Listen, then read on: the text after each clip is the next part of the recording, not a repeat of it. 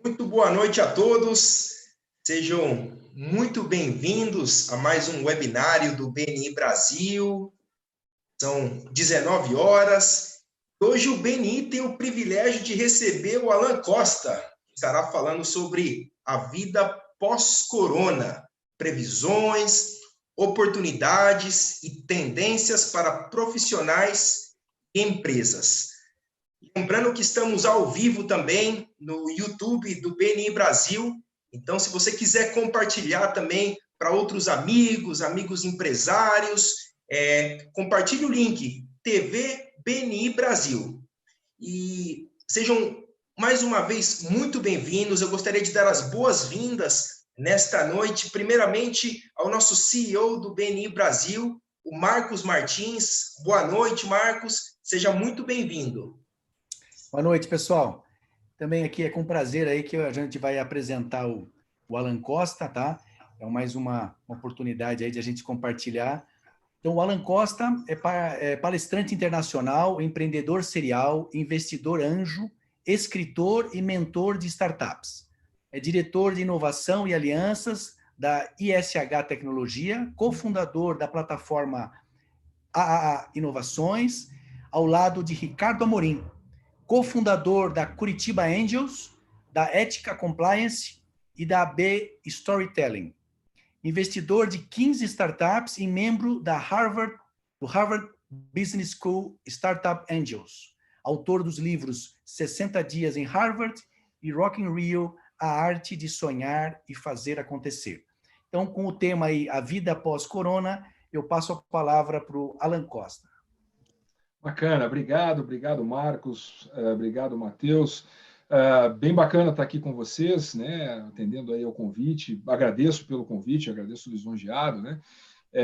Eu acho até quando alguns amigos, né, viram o título da live, né, previsões, tal, tu virou mandiná, né? Não é desse tipo de previsão que a gente está falando, né. Eu ao longo dos últimos anos, né, eu tenho dedicado boa parte do meu tempo a tentar entender um pouco melhor o mundo em termos das transformações que têm acontecido e que vão continuar acontecendo, né? Então, evidentemente, se a gente pudesse prever o futuro, seria maravilhoso, né? Todo mundo quer saber como é que vai ser o futuro, é por isso que se a gente vê aí as videntes, né, os cartomantes, esse pessoal sempre existiu, sempre vai existir. É uma busca, né, da humanidade por tentar antecipar um pouco o futuro. E a gente sabe que isso não é possível. Mas, embora não seja possível concretamente prever o futuro, a gente consegue ter algumas pistas, né, do que vai acontecer em função, basicamente, daquilo que a gente aprendeu com o passado, né? O futuro sempre permite que a gente, de alguma maneira, tente antecipar alguns sinais a respeito de como o mundo tem se comportado, a respeito de como as pessoas têm se comportado, a respeito da vida na Terra. E pela evolução desses sinais, a gente consegue muitas vezes tirar algumas conclusões.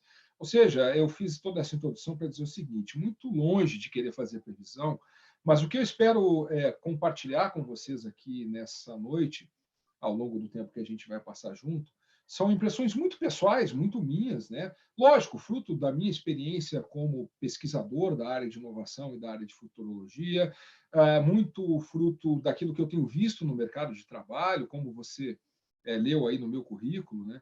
Eu sou um palestrante, de fato, uma das minhas principais atividades profissionais é fazer palestra, mas eu costumo dizer que as minhas palestras falam muito pouco a respeito daquilo que eu li, embora eu leia bastante, eu tenho estudado bastante, enfim, tenho 2 mestrados, fui formado em Harvard, blá, blá, blá, blá, blá, blá, blá, mas eu costumo brincar que, cara, diploma não ganha jogo, né? O que ganha jogo é quando você entra no campo e você faz o resultado acontecer.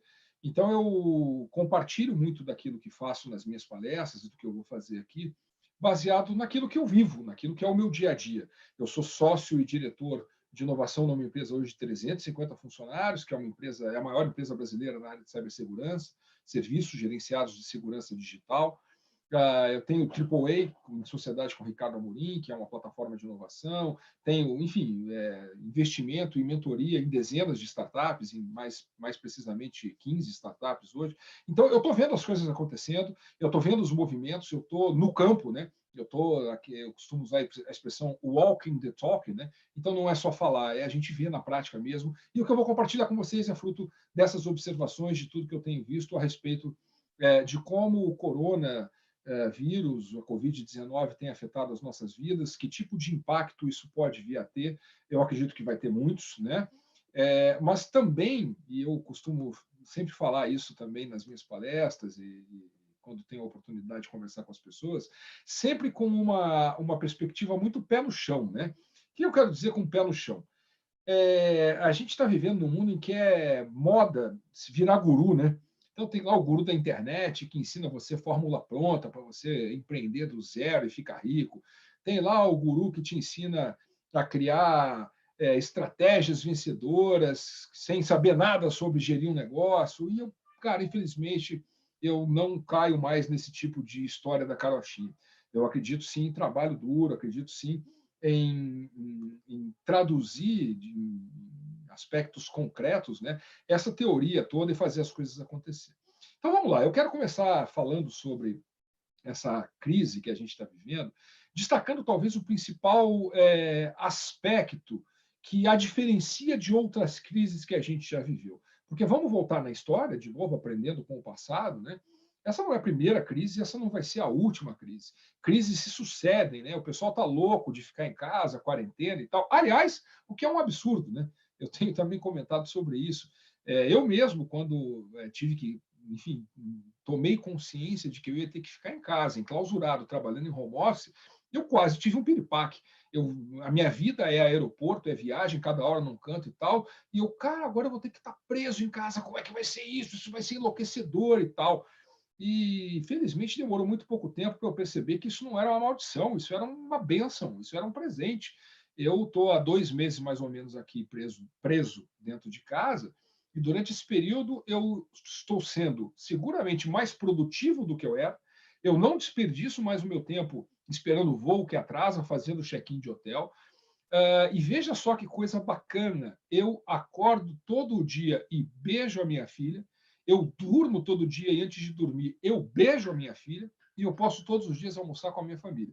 Só para dar um exemplo do tamanho da bênção que é. Só que a gente está tão acostumado no modelo super acelerado do mundo hiperconectado que a gente acaba perdendo o contato com essa realidade e começa a achar que é uma maldição. Não é uma maldição, isso é uma bênção.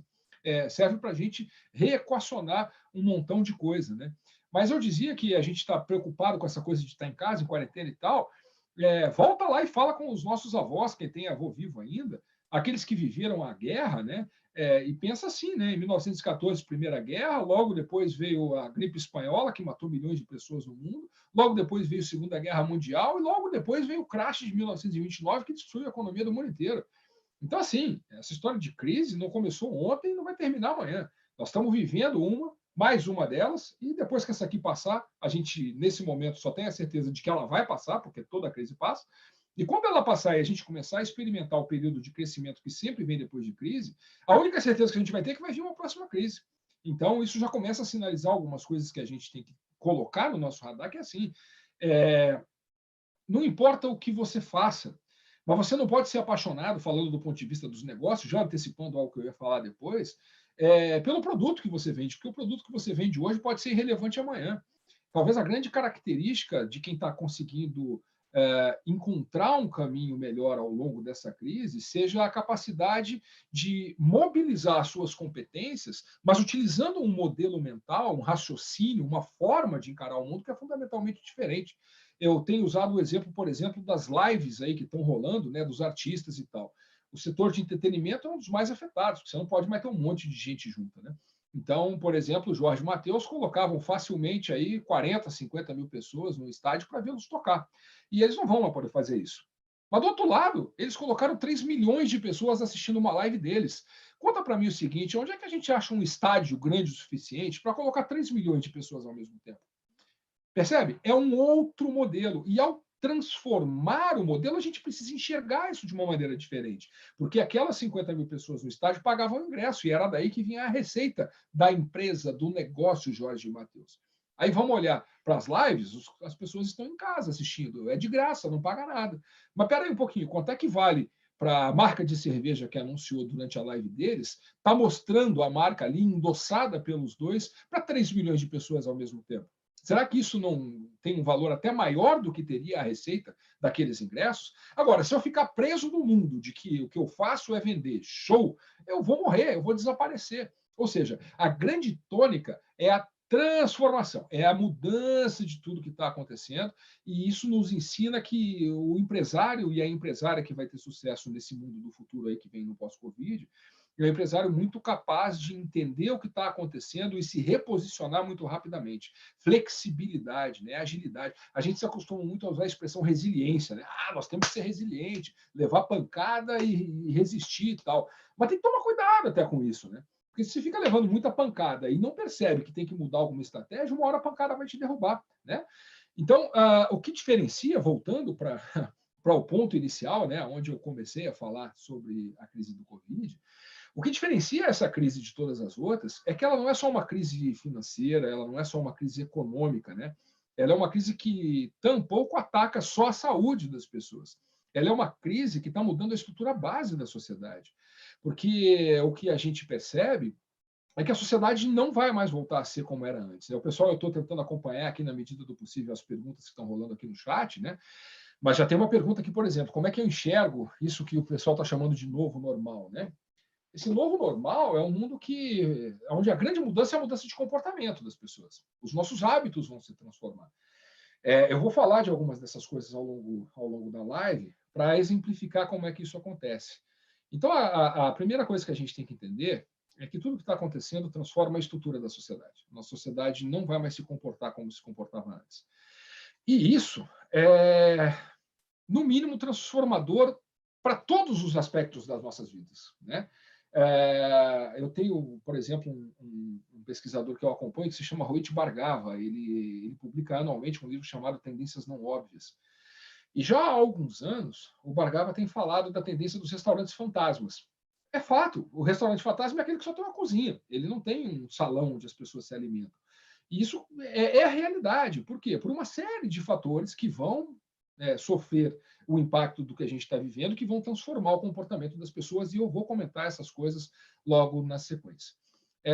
Eu acho que esse tal desse novo normal também, às vezes faz a gente pensar que nós vamos viver num mundo novo, em que tudo é diferente. Não é assim. Na minha opinião, o mundo em que a gente vai viver é o mundo que a gente já vinha percebendo que ia acontecer em pouco tempo. Sabe por quê? Porque, para mim, a Covid e tudo que está acontecendo não vão causar enormes mudanças no mundo. A crise apenas está acelerou sobremaneira coisas que já vinham acontecendo. Alguns exemplos. Há quanto tempo a gente fala que home office é uma tendência? Que as pessoas vão trabalhar em casa, que cada vez mais a gente vai ter a possibilidade de ter pessoas trabalhando dos seus lares, etc. e tal. Só que a gente ficava pegado nas muletas que a gente tinha. Não, mas a legislação brasileira é complicada. E muitas vezes nós mesmos gostávamos da ideia de viajar de vez em quando. Todo mundo gosta. É legal, você viaja, conhece gente, vai para um lugar diferente e tal. Viajar só é ruim quando você viaja muito, quando você está sempre no aeroporto, quando você está sempre em hotel, aí isso fica cansativo. Mas todo mundo gosta de viajar de vez em quando. Aí o que aconteceu? Chegou coronavírus, todo mundo foi trabalhar em casa da noite para o dia, foi obrigado a fazer isso, não tinha escolha. Ou seja, aquele processo de transformação dos métodos de trabalho, que a gente imaginava que ia demorar mais uns 3 ou 4 anos para se consolidar, se consolidou em 2 semanas. Outro exemplo, educação à distância. Há quanto tempo a gente está falando que os sistemas, os modelos educacionais estão falidos? Aquela escola tradicional em que o aluno fica sentado naquela carteira, eu costumo brincar, né, tentando aprender pela nuca do colega, né? Porque é todo mundo olhando para a mesma direção, então você fica olhando na nuca ali do seu colega para ver se você consegue aprender alguma coisa. A gente está há anos falando que esse sistema morreu. Aí chega a pandemia. A consequência, minha filha de 3 anos e meio está tendo aula no Zoom. Né? Ela se conecta na mesma ferramenta que nós estamos usando aqui, e é lógico, ela tem 3 anos e meio, ela está no jardim de infância, então é uma aula lúdica, a professorinha está lá tocando uma musiquinha, o professor está lá contando uma historinha e tal, mas o que a gente tem que olhar sempre é o depois dessa história toda. Porque para nós, a maioria de nós que estão ao vivo aqui nessa live agora, nós tivemos que incorporar nas nossas vidas essas tecnologias todas de educação à distância, como esse Zoom que a gente está usando agora, que serve para educação, serve para reunião e tal. A Mariana, quando ela chegar na escola, no ensino fundamental, no ensino médio, usar esse tipo de ferramenta para ela vai ser tão natural quanto para a nossa geração é usar papel e caneta. Porque ela já nasceu usando isso. Com 3 anos e meio, ela está usando isso. Ou seja, aquilo que nós imaginávamos que ia acontecer lá na frente, antecipou. E aconteceu em 2 semanas. Outro exemplo, vamos falar de comércio. Os comércios estão sofrendo, então mesmo. Mas nós estamos falando há anos que o comércio precisa se reinventar. Desde que surgiu um negócio chamado internet com comércio eletrônico, que a gente está falando isso, eu falo isso nas minhas palestras Brasil afora o tempo todo. O comércio precisa se reinventar. O comércio tradicional não pode mais ter a mentalidade que tinha, onde a conveniência é o ponto comercial. Até porque, por melhor que seja o ponto comercial, nunca vai ser mais conveniente do que você comprar uma coisa de casa e entregar na sua casa, no conforto lá do seu lar. E, de novo, o que a pandemia fez? Minha mãe tem 80 anos. Minha mãe nunca na vida dela tinha comprado um negócio à distância, né? E aí, ela com 80 anos, ela está terminantemente proibida de sair de casa por razões óbvias. Ela tem 80 anos, meu pai tem 90 anos, são um grupo de extremo risco. E aí eu estou provendo o que precisa, compra de supermercado, remédio, etc. Mas minha mãe é uma pessoa muito ativa. Ela não gosta da ideia de ter que ficar esperando os outros. O que ela fez? Outro dia ela me pediu um remédio, eu falei que ia levar, pode deixar, vou passar na farmácia, mais tarde eu levo e tal. Passou meia hora, ela me ligou, não precisa trazer não. Eu já comprei, mas comprou como, mãe? Comprei a farmácia, veio aqui entregar. E assim, né? Ela não comprou usando mobile commerce, ela não comprou usando internet, ela comprou usando o telefone. Ela ligou para a farmácia e descobriu que as pessoas entregam as coisas na casa dela. Isso é sensacional! Isso não vai fazer com que ela... Isso vai fazer, na verdade, com que ela nunca mais tenha que ir na farmácia. Ela vai consumir de casa. E do mesmo jeito que ela consome o remédio, ela aprendeu na marra que pode consumir outras coisas. Portanto, o comércio vai sofrer. E aquilo que a gente vinha falando, o comércio tem que se reinventar, tem que se reinventar, tem que se reinventar. E a gente achava que ia ter 2, 3, 5, 10 anos para que essa reinvenção acontecesse. Aconteceu em 2 semanas. Na hora que acabar a crise do Covid e o comércio reabrir, essa reabertura obrigatoriamente vai ter que ser feita dentro de um novo paradigma, dentro de um novo patamar. Restaurantes que não faziam entrega estão mortos. Se não usar o dispositivo de fazer o delivery da comida para quem quer a comida, não vai conseguir sobreviver, porque na volta da crise do coronavírus, nós vamos ter algumas consequências no comportamento, que eu já falei na abertura e que eu vou comentar já quais são, que vão fazer com que os restaurantes enfrentem uma nova realidade. Então, a grande sacada aqui é a gente entender assim, não precisa entrar em desespero, achando que vai ser um mundo que eu não conheço. Não, a gente conhece. A gente está se acostumando a viver nesse mundo ao longo dos últimos anos. Só que tudo que está acontecendo acelerou ainda mais do que a velocidade que já vinha acontecendo e fez com que aquelas coisas que nós achávamos que ia demorar anos para acontecer já estejam acontecendo agora. Né? Então, esse novo normal, na verdade, é um mundo igual que a gente já achava que ia ter, só que nós demos um salto de uns 10 anos lá para frente e esse futuro acabou vindo mais para perto de nós. Né? Então, aí vamos começar a falar especificamente daquilo que eu acredito que vai ser transformação do ponto de vista do comportamento das pessoas. Quando acabar a quarentena, nós vamos ter um momento de pico das pessoas querendo se encontrar, porque está todo mundo com saudade das pessoas. Saudade da interação social, saudade dos amigos, e nós, seres humanos, somos seres sociais, nós precisamos da interação. Mas, ao mesmo tempo, vai permanecer na cabeça da sociedade o medo de passar de novo pelo que a gente passou. Isso é natural, né? Isso é do comportamento humano. Pergunte a qualquer pessoa que passou por uma guerra, né? Os nossos avós, aí que eu falei também no começo, e eles vão dizer que depois da guerra, o maior medo que eles tinham era de passar pela escassez que eles passaram de novo. Não se tinha o que comer na Europa. As pessoas tinham que comer o que tinha ao alcance, era um negócio complicadíssimo. E quando acabou a guerra, o maior pavor era de que a gente passasse de novo por aquilo que passou durante a guerra, que era um período de profunda escassez de comida. Quando acabar a crise do coronavírus, nosso maior medo vai ser passar de novo por um processo de contágio e ameaça à saúde global como esse que nós passamos. Por conseguinte, nós vamos viver uma sociedade que vai ter um distanciamento social muito maior. Então, aquelas grandes aglomerações vão ter que se reinventar.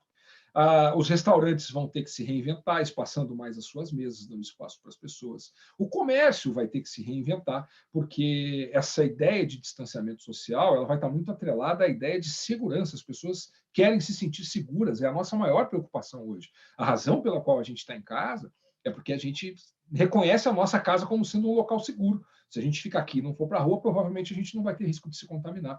Então, o comércio vai ter que se preocupar em passar para o consumidor essa sensação de segurança, essa sensação de estar em casa, de estar cercado por um ambiente que é legal. E isso não vai ser possível de fazer numa loja lotada, entuchada de gente fungando no teu cangote, com 30 pessoas aglomeradas no mesmo metro quadrado.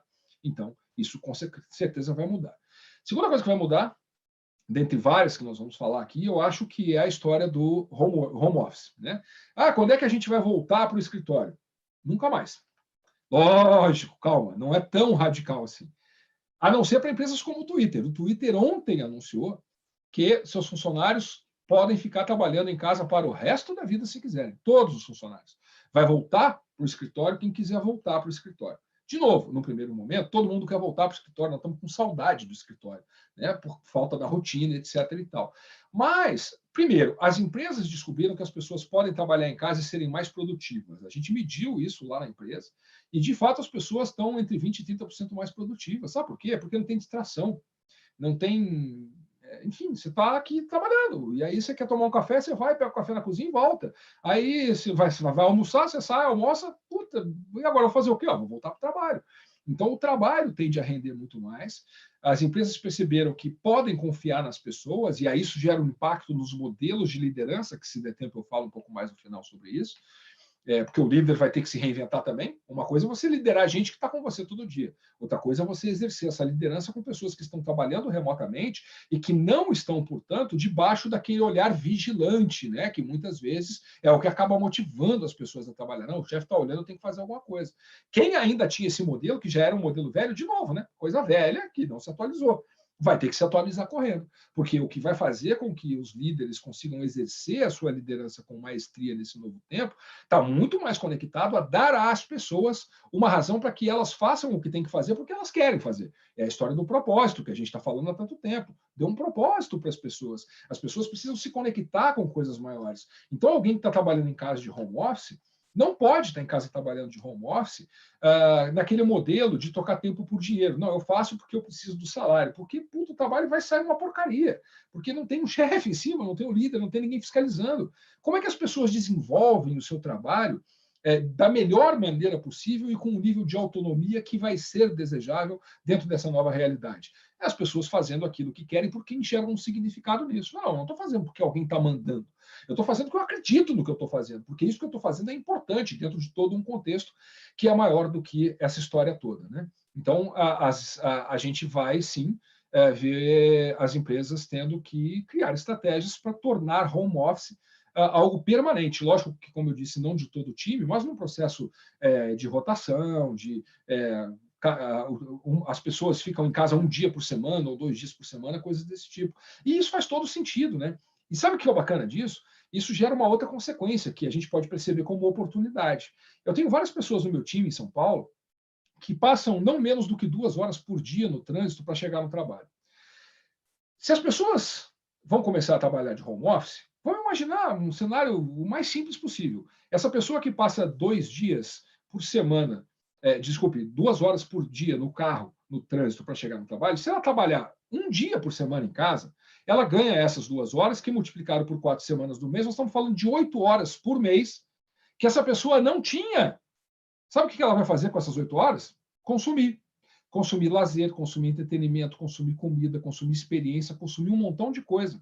Então, aqui é bacana porque eu já começo a fazer os contrapontos, mostrando, claro, algumas preocupações que tudo que a gente está vivendo traz, mas mostrando que, como sempre, depois da crise tem oportunidade. Sempre, os maiores períodos de oportunidade são no pós-crise.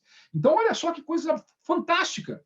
Nós, empresários e empresárias, vamos ter milhões de pessoas com várias horas do seu tempo sobrando, sem saber o que fazer com essas horas. E aí, como é que nós vamos ocupar as horas dessas pessoas? Que ofertas nós vamos entregar para essas pessoas para que elas decidam dar para nós essa parcela do tempo que agora está sobrando, que elas não gastam mais no trânsito? Então, isso é muito importante. Consumo remoto, o exemplo da minha mãe aqui é mais do que elucidador, né? Exemplifica muito bem essa ideia. Muitas pessoas que não consumiam remotamente, utilizando ferramentas como o telefone ou o comércio eletrônico, passaram a consumir remotamente e gostaram disso, porque é bacana, é cômodo, é legal. Então, isso é um desafio. A gente está falando até aí de iniciativas como streaming de compra, né? Como a gente tem streaming, que a gente está fazendo uma forma de streaming aqui, como a gente tem o Netflix, que é streaming, a gente vai ter, pense nos canais de compra que a gente tinha antigamente, né? No Shoptime e tal, pense num Shoptime no Instagram, né? Uma live que é dedicada exclusivamente a vender coisas. Isso com certeza vai rolar, isso com certeza vai acontecer, né?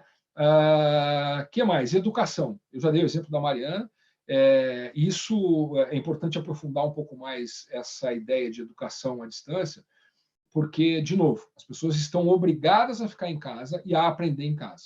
Então, muita gente que não considerava a hipótese de fazer um curso à distância, por exemplo, está fazendo. E o bacana é que está percebendo que funciona. Portanto, para você tirar essas pessoas de casa para qualquer lugar, você vai ter que oferecer bem mais do que só alguém papagueando e a outra pessoa sentada. Porque para ficar alguém papagueando e o povo todo sentado, a gente faz o que a gente está fazendo aqui agora. Não tem nenhum prejuízo. Mas pode até ter, porque numa palestra presencial, a gente só de falatório, a gente tem o lance da emoção, que a gente pode trabalhar melhor e tal. Agora, para passar conteúdo, o que a gente está fazendo aqui funciona com perfeição. Está todo mundo no conforto da sua casa, eu estou no conforto da minha casa, é sensacional. Portanto, a indústria de eventos vai ter que se reinventar. O que isso quer dizer? Por que as pessoas vão sair de casa, então, se elas, para consumir conteúdo de aprendizado, vão ficar em casa? As pessoas só vão sair de casa se elas perceberem valor. E esse valor vai vir da onde? Esse valor vai vir da experiência. Essa experiência, leia-se, interação, troca, construção conjunta de conhecimento, processamento de experiências de aprendizagem que façam sentido que o aprendizado seja coletivo e realizado fisicamente em algum lugar. Isso vai colocar uma pressão bastante grande nas empresas que estão nessa área, na indústria aí de eventos e tudo mais. A gente vai viver um período que eu espero, mais do que acreditar, eu espero que perdure, que é um período de consumo consciente. Isso traz um desafio. O que eu quero dizer com isso? Imagino que muitos de vocês estejam passando por isso. Eu, nesses 2 meses que eu estou em casa, eu devo ter usado 3 mudas de roupa. Meu guarda-roupa, entuchado de roupa, está mofando. Porque aqui em Curitiba começou a esfriar e tal, tem umidade, está começando a mofar. Porque eu não tiro as roupas de lá. E eu estou aprendendo que eu não preciso daquele monte de coisa que eu tenho lá no armário para viver bem. Some-se a isso o fato de que as pessoas, logo no pós-crise, vão ter menos dinheiro, a gente vai ter muito desemprego, muitas pessoas vão perder o trabalho. Isso coloca pressão em qualquer tipo de negócio que vende qualquer tipo de bem de consumo, sejam bens tipo de usar, né, como roupa, sapato, coisa do tipo, até mesmo bem durável. Vamos falar da indústria automobilística. A indústria automobilística já vinha enfrentando sérios problemas, vai piorar, porque as pessoas estão percebendo que não precisa trocar de carro. Quem ainda usa carro, porque muita gente já não usa e está na era dos aplicativos de mobilidade e tudo mais. Então, isso é uma outra coisa que eu acredito que vai acontecer. As pessoas vão consumir de maneira mais consciente. Virtualização das experiências. Nós, ao longo dos últimos anos, também temos ouvido falar muito sobre realidade aumentada, realidade virtual e etc. Mas isso não pegou direito, né? A gente tem aqueles óculos, mas pouca gente usa, tem uma coisa meio de curiosidade e tal. Muito bem. O turismo vai ter que lançar mão disso intensamente, porque vai demorar muito para as pessoas se sentirem seguras para viajar como viajavam antes, né? Eu sou um cara que gosto muito de viajar e eu já tenho passagem marcada para setembro, espero que eu já possa viajar, porque eu tenho uma viagem que eu não quero ter que cancelar, espero não ter que cancelar. Bom, muita gente, se eu falar em viajar em setembro, mas, pelo amor de Deus, não vou viajar em setembro de jeito nenhum. Isso vai colocar na indústria do turismo uma pressão para usar esses meios como realidade aumentada e realidade virtual para impulsionar negócios de outra maneira que não a maneira tradicional. Então, eu acredito que vai ter um crescimento muito grande nisso. Outra tendência, vai aumentar a preocupação das pessoas e das empresas com segurança digital. E eu não estou falando isso só porque eu sou sócio de uma empresa de segurança digital, não. Nós estamos vendo isso acontecer. As pessoas foram trabalhar em home office, as empresas tiveram que mandar as pessoas trabalhar em home office, só que a maioria delas sem os cuidados necessários para que as pessoas trabalhem em casa de maneira segura. O que eu quero dizer com isso? A maioria das empresas, principalmente empresas grandes, já tem isso, empresas médias também, empresas pequenas ainda não entenderam o tamanho do problema que está aí, por isso são atacadas toda hora. A gente não sabe, na verdade, né? Isso não é divulgado, mas eu tenho certeza que se você perguntar aí para os teus empresários do seu relacionamento, você vai encontrar uns 2 ou 3 que já sofreram aquele ataque chamado ransomware, que é o quê? O hacker vai lá, sequestra os dados da sua empresa, bloqueia para o teu acesso e aí te pede um resgate em Bitcoin. Eu tenho 2 amigos que já passaram por isso de empresas de pequeno e médio porte. Mas então, dentro da empresa, normalmente isso tudo é muito protegido, né? As grandes empresas têm essa preocupação, têm profissionais preocupados com isso. Mas quando as pessoas vão trabalhar em casa, a porta mais vulnerável de todo o sistema de segurança da empresa passa a ser o computador que a pessoa está usando em casa. Porque, muito provavelmente, lá naquele computador de casa, ela não tem todas as preocupações de segurança que a empresa tem naquele computador que é usado dentro da empresa. A consequência?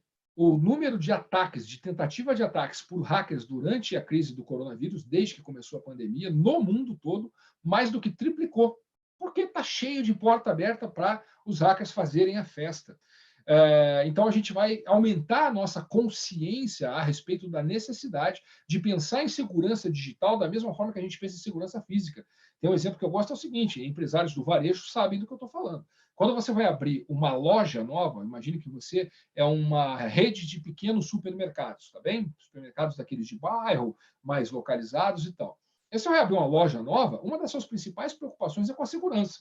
Se o bairro é um bairro seguro, a segurança física, você contrata lá segurança, tem segurança às vezes até armado, andando e tal. Você contrata lá aqueles fiscais que ficam olhando nos corredores para ver se as pessoas não estão te roubando dentro do mercado e tudo mais. Só que aí você vai para a internet, monta uma loja de comércio eletrônico e acha que não precisa de segurança. Ué, a preocupação é exatamente a mesma. A diferença é que, em vez de você ter pessoas lá armadas e tudo mais fazendo segurança, você tem que ter sistemas de proteção, softwares, que garantam que você vai fazer negócio de forma segura no mundo virtual, da mesma forma que você faz no mundo real. Muitas das empresas de pequeno e médio porte não tinham essa preocupação. Com o que a gente está vivendo, vão passar a ter. Acredito também que o conceito de privacidade, como a gente conhece, vai se alterar. O que eu quero dizer com isso? A gente, nos últimos anos, temos convivido com uma preocupação muito grande em termos do que as empresas fazem com os nossos dados. O que o Google faz com o meu dado, que está lá no celular? O que a Apple faz com os meus dados? O que o Facebook faz com os meus dados? E existe uma certa paranoia estabelecida. Pô, os caras não podem usar o meu dado e tal. E eu sempre achei essa paranoia um tanto quanto excessiva. Lógico que a gente tem que cuidar dos nossos dados. Mas eu, por exemplo, sou o tipo de pessoa que autorizo o Facebook, o Google, a usar tudo que tem meu lá. Sabe por quê? Porque isso se traduz em melhores serviços para mim. Desde que eu veja benefício nisso, o Google pode saber sim onde é que eu estou, onde é que eu andei, o que eu fiz, o que eu pesquisei e tudo mais, porque isso vai se reverter em benefício para mim. Mas muitas pessoas não pensavam assim. Só que agora nós estamos percebendo o seguinte: talvez a gente tenha aqui, depois da pandemia, fazer uma escolha entre preservar os nossos dados pessoais a todo custo e abrir esses dados para que a gente possa se prevenir de situações como a gente acabou de viver.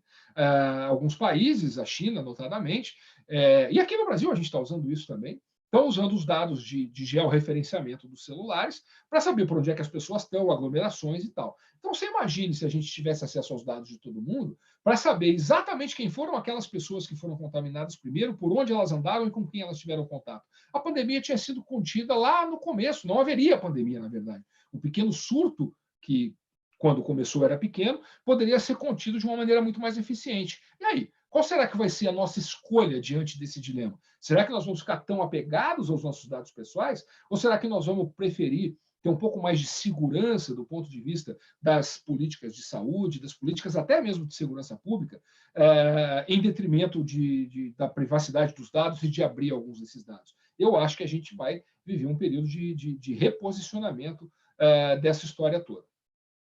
Outra coisa que vai mudar, senso de urgência, né? É a lei do feito é melhor que perfeito, que muitos de vocês já devem ter ouvido falar. A pandemia nos mostrou isso. Para o que a gente viveu, a gente não teve aquele tempo de ficar planejando muita coisa, porque tinha que reagir rapidamente. E aí a gente aprendeu que dá para fazer um monte de coisa rapidamente, com um resultado bom, sem necessariamente ter que planejar tanto. E eu não quero, em hipótese alguma, passar a impressão que eu estou dizendo que planejar não é importante. Mas eu vejo isso nas empresas cotidianamente.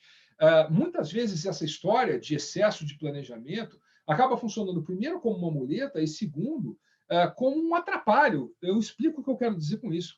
Quem é acostumado com o ambiente de startup sabe que no mundo das startups a gente tem uma regra básica, uma das regras de ouro, é que a gente tem que testar, a gente tem que experimentar. E é por isso que as startups giram tão rapidamente, porque ela vai, testa, verifica como é que o produto ou o serviço que ela quer lançar é recebido pelo usuário, por quem vai usar, ela volta, aprende, interage, faz uma nova versão, vai rodando, rodando, rodando até chegar no modelo.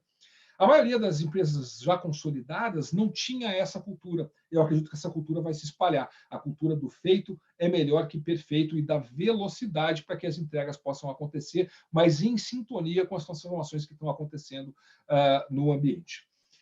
Já falei de shop streaming e acho que uma última coisa que eu quero compartilhar em termos de tendências é uma consequência que eu vou achar sensacional, né, se essa tendência realmente se consolidar, é o aumento do senso crítico das pessoas. O que eu quero dizer com isso?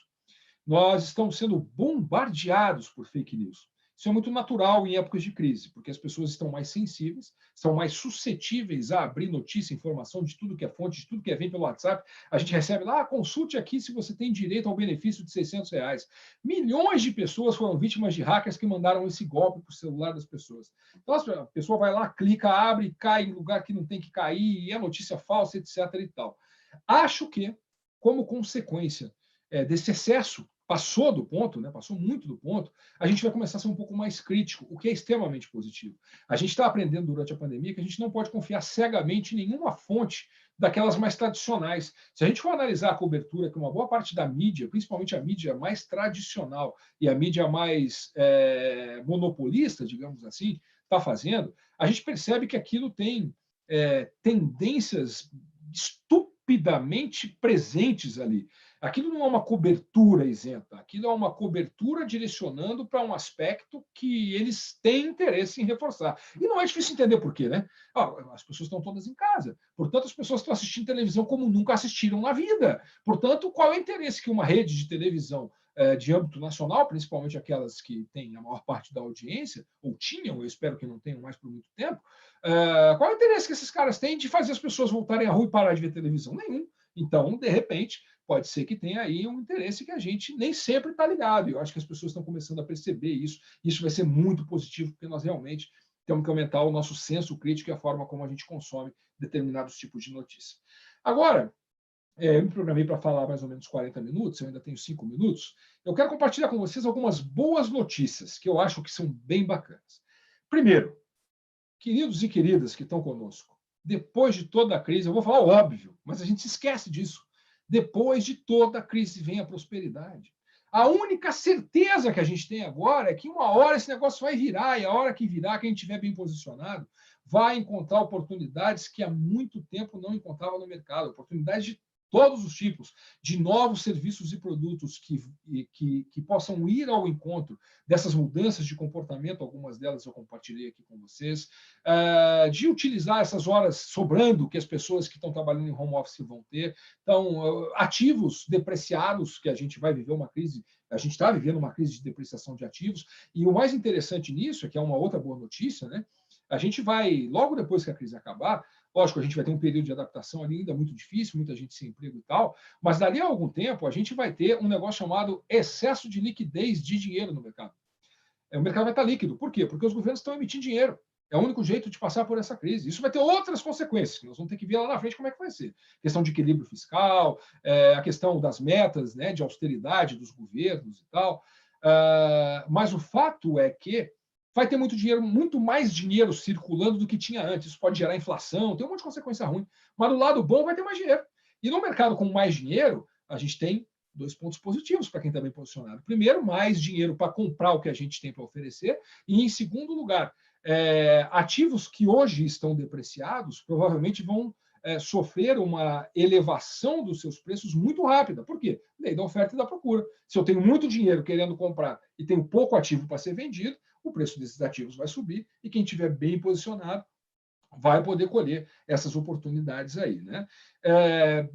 Eu já disse isso no começo, né? O mundo não acabou em 29, o mundo não acabou depois das guerras mundiais, o mundo não acabou lá em 2008 e o mundo não vai acabar agora.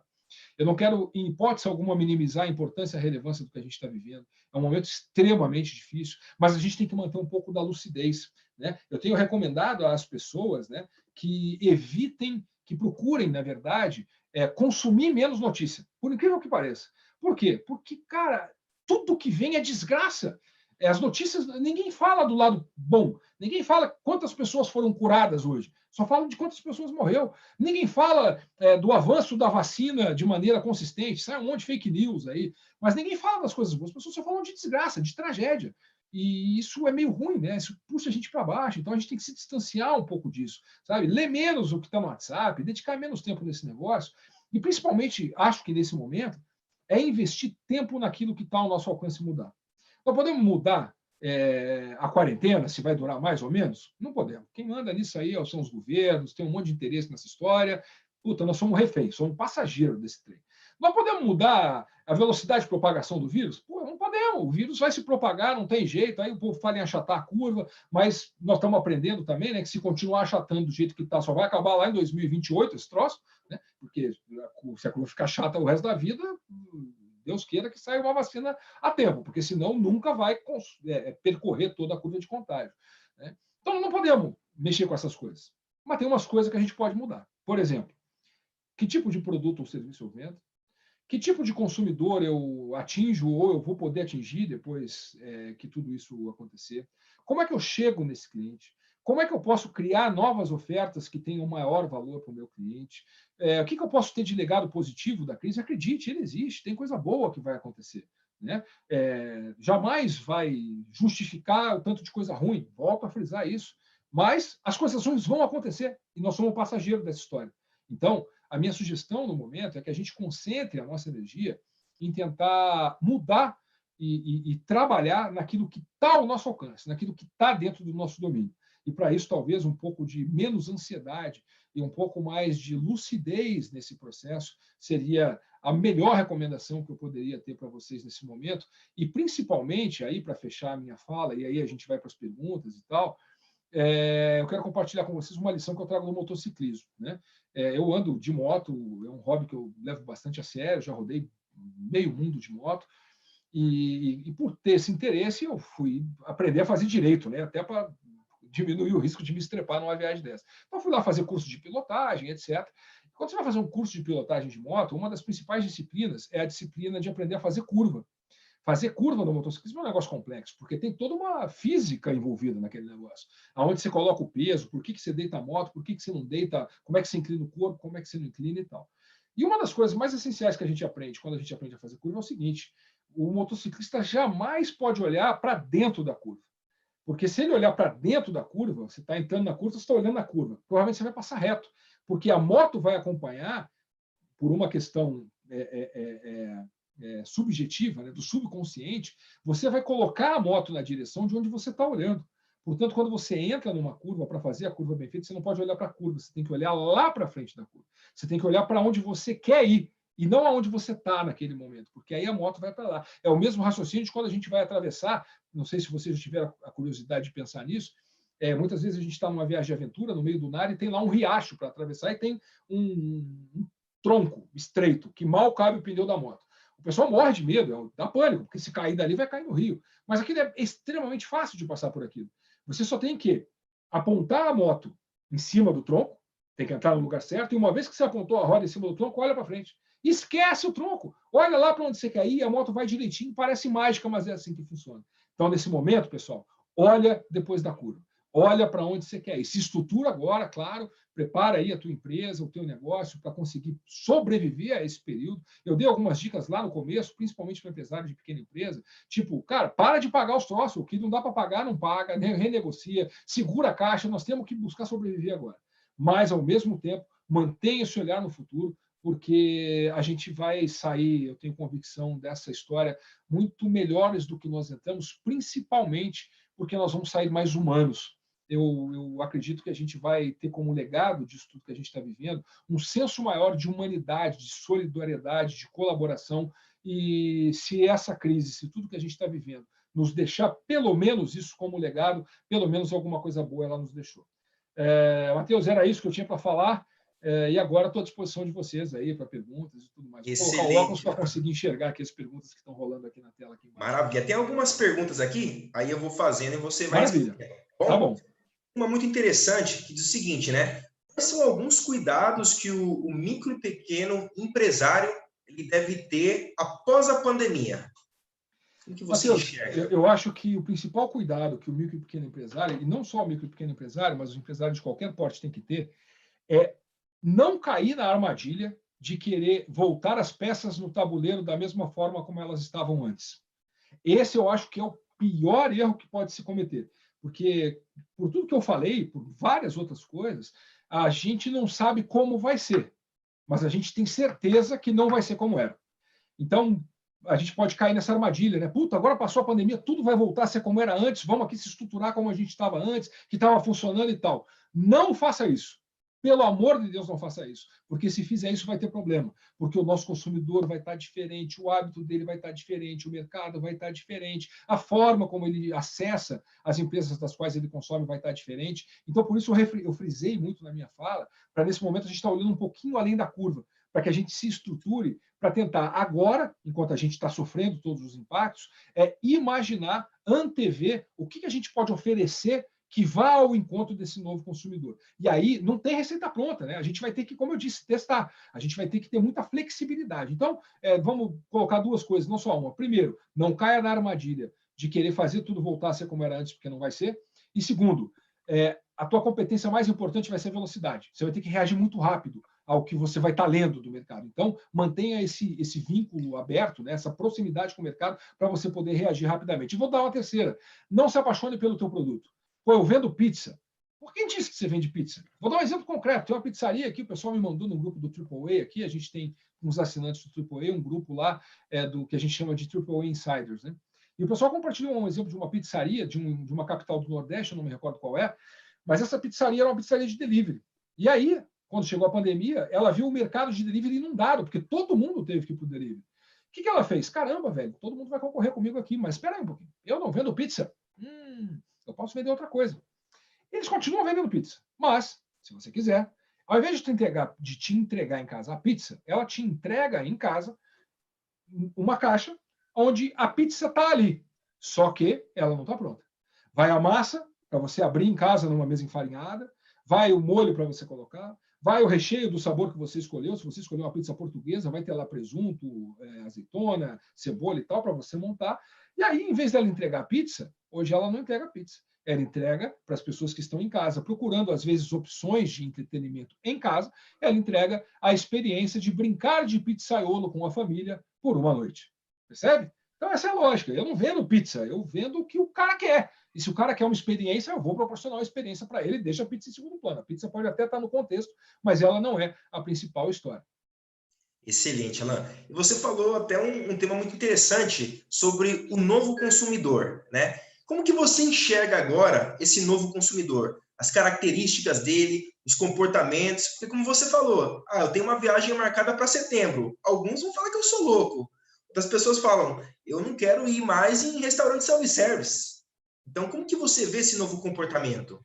Deixa eu pegar carona aí, restaurante self-service vai acabar, tá? Se você tem um restaurante por quilo, aqueles bifezão, esquece. Isso aí não vai mais existir. Por toda a preocupação sanitária e tal, acabou. Não tem. Tem que pensar em outro modelo de negócio. Eu vejo esse novo consumidor com medo, muito assustado.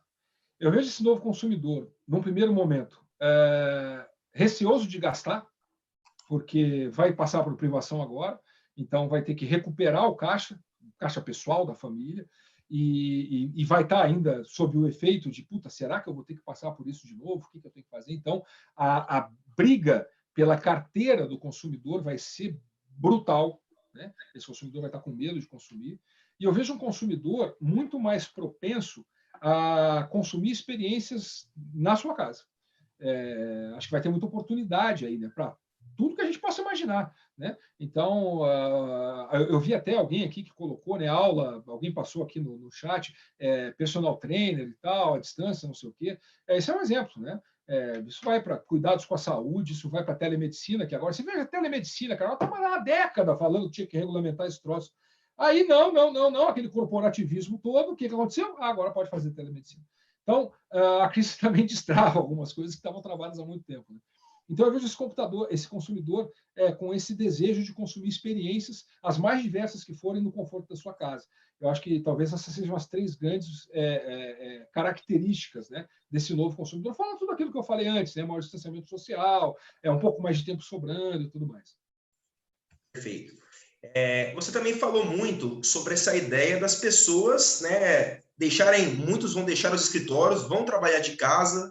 Existe também as oportunidades que se fala muito sobre escritório e coworking. Agora, eu gostaria de entrar um pouco mais a fundo no pessoal, nas pessoas. Como que você enxerga a gestão das pessoas em casa? Porque não vai ter aquela pessoa que vai estar olhando se está tendo uma accountability, se está tendo entrega. Então, como gerir uma equipe de casa? Essa é uma excelente pergunta, Matheus. Eu tangenciei esse tema durante a minha fala aqui, e a gente pode aprofundar ele um pouco agora. As pessoas, na maioria das vezes, a gente ainda vem, né, na cultura da maioria das empresas, de um modelo industrial. Esse modelo industrial era um modelo muito de comando e controle, né, que era um modelo que veio do Exército. Aliás, organograma, né, que todas as empresas aí têm organograma. Organograma é uma ferramenta criada pelo general prussiano, lá em 1700, um negócio assim, e está até hoje, né? Mas o organograma foi criado para controlar uma estrutura militar. E a gente ainda usa isso até hoje nas empresas, aquela estrutura hierarquizada e tal. Dentro de uma estrutura como essa, que a maioria das empresas usa, acaba sendo inevitável você ter ainda esses resquícios de comando e controle. Então, muitas vezes, está lá na cabeça do colaborador, né, a ideia de que, pô, se o chefe não está, eu estou mais tranquilo, se o chefe está, eu tenho que produzir para cacete, porque eu tenho que entregar e tal. E a pessoa trabalhando em casa, velho, o chefe não vai estar presente nunca, né? Então, como é que essa liderança vai ter que se reposicionar?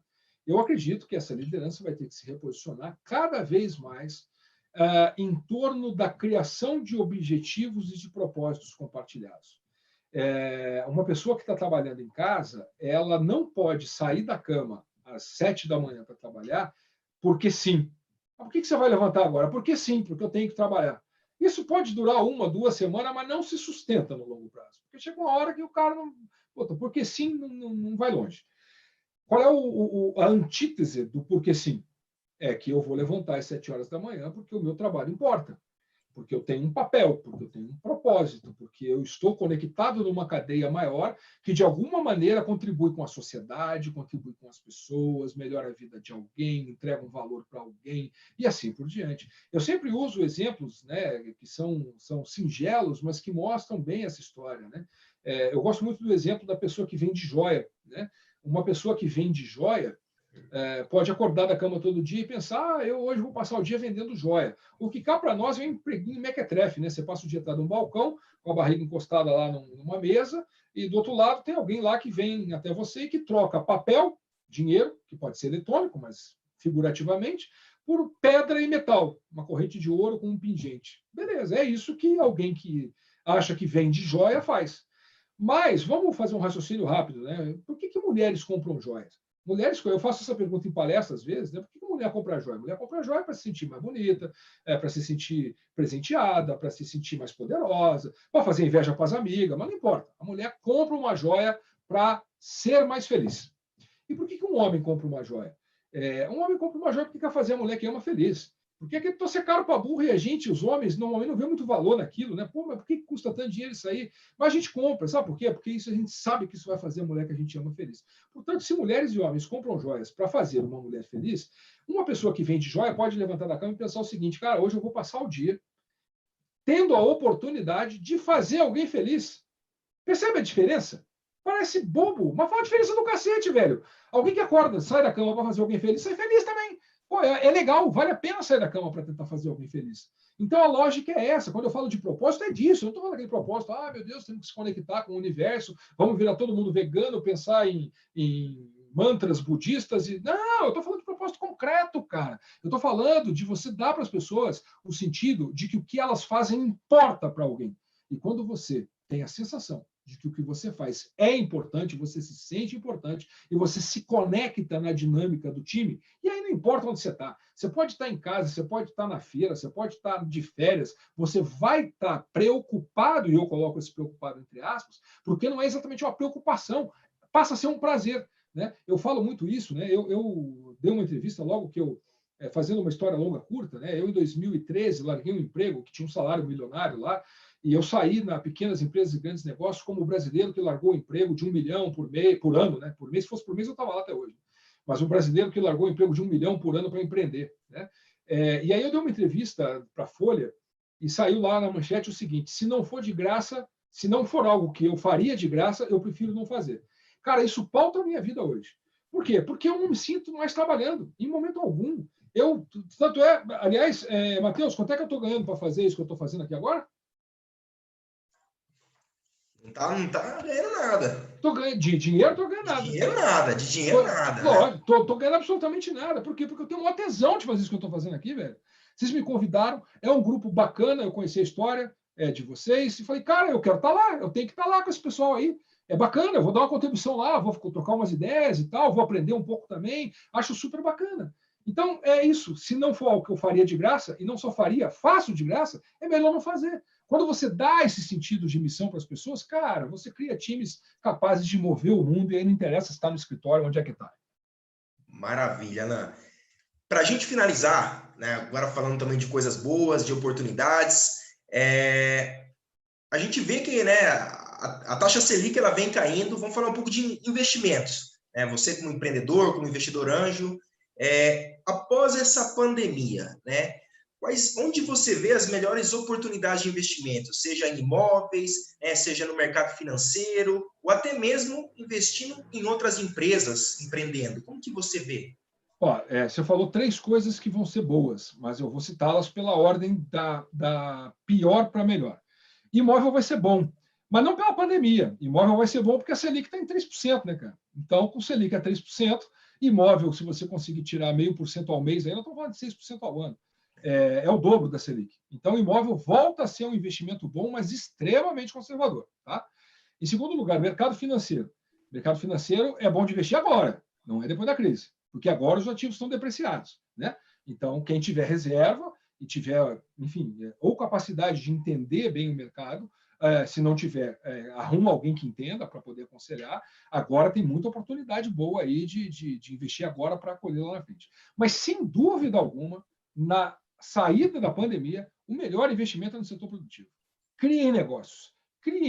Façam a economia girar, identifiquem oportunidades e se preparem para entregar a solução para essas oportunidades, identifiquem problemas e se preparem para resolver esses problemas. Cada vez mais o Brasil vive um cenário em que a economia deve se estabilizar, vai ter alguns solavancos por causa da gastança agora de corona e tal, mas, cara, onde é que a gente imaginou que a gente ia viver num país com Selic a 3%? Né? Então, meu amigo, com Selic a 3%, só tem um jeito de ganhar dinheiro, é no setor produtivo. Senão você vai morrer aí com 3% ao ano, e, cara, 3% ao ano não faz fortuna para ninguém. Para quem quer ter a possibilidade enfim, de investir bem, de ter bom retorno, setor produtivo, eu não tenho a menor dúvida. Maravilha, Alain. Muito obrigado. Realmente foi um conteúdo espetacular, não somente para os nossos membros, para todos os empresários que estão nos assistindo nessa hora. E se você, empresário, ainda não faz parte do BNI, vem expandir os seus negócios através da maior plataforma virtual de networking de negócios do mundo. Acesse bnibrasil.com.br e conheça as nossas reuniões online do BNI. Marcos, é com você. Fantástico, Alan. Obrigado aí pelo teu tempo, por compartilhar aí tua experiência. Realmente, eu gostei porque você foi bastante pé no chão, né, positivo, e realista, né? Essa acho que é uma mensagem legal, porque diante de tantas tantas notícias ruins e tal, a gente vendo uma luz no fim do túnel aí. Obrigado aí por... Bacana, bacana. Eu que agradeço vocês aí, puxa, a quantidade de pessoas aqui com a gente mostra a força da rede, né? Estou muito feliz de ter estado aqui com vocês. Quando eu perguntei o que eu estava ganhando, se eu estava ganhando alguma coisa, é claro que eu me referi à questão financeira, porque lógico que eu não estou ganhando nada e nem cobraria para estar aqui. Mas eu ganhei muita coisa essa noite, ganhei o prazer e o privilégio de estar com vocês, ganhei o privilégio, e falo isso de verdade, não é para fazer média, de falar com um grupo de pessoas, de empresários e empresárias extremamente qualificado. Espero que o que eu compartilhei aí possa trazer alguns insights que sejam úteis para vocês. E quem tiver aí a possibilidade aí, recomendo, né, convido aí para me seguir, principalmente no Instagram, que é a mídia que eu tenho usado mais frequentemente, embora também Facebook, LinkedIn, mas Instagram eu tenho usado com bastante intensidade para compartilhar percepções, ideias, conteúdo. O meu Instagram é Alan Costa, Alan é com 2 L's e N, né, de navio, então Alan Costa Real, @Alan Costa Real, me segue lá que a gente se conecta e quem sabe no futuro próximo a gente até venha a fazer negócio juntos aí, criar oportunidades juntos, tá bom? Foi um prazer estar com vocês aqui, obrigado pela atenção. Obrigado a você. Bom, muito obrigado a todos os que nos assistiram essa noite. Muito obrigado, Marcos. Muito obrigado, Alan. E uma excelente noite a todos. Até mais.